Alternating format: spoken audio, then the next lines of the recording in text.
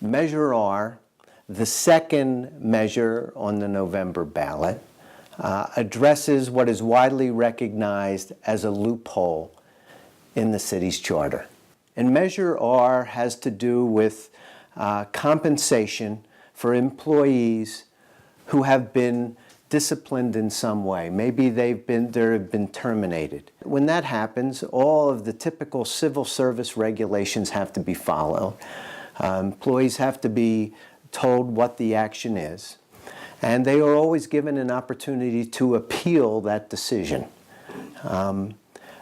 Currently, and for the last several years, basically just because of a loophole in the charter that was never intended, if someone, say, is terminated and then doesn't have their appeal hearing for 3 or 4 months, they get paid for that entire period, even though they haven't been doing any work.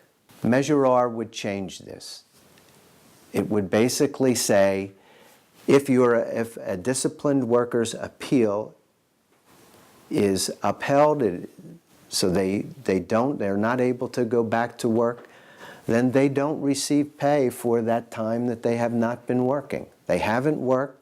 It doesn't make sense that they be paid. On the other hand, when someone successfully appeals and that original disciplinary action taken against them is ruled to have been an error, that person immediately receives full compensation for all the time between when they were terminated and when that appeal hearing occurred. This is essentially the way it's done in almost every other city. And the fact that it's not being done that way in San Bernardino simply has to do with the way the charter happened to be written at one point in time that created a loophole that wasn't recognized till many years later. We have paid people after they've been terminated, even when it's turned out that their appeals were unsuccessful.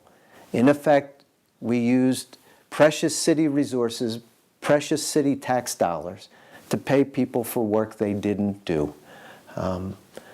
Measure R would change that, and it's a common sense, fair way to handle that situation.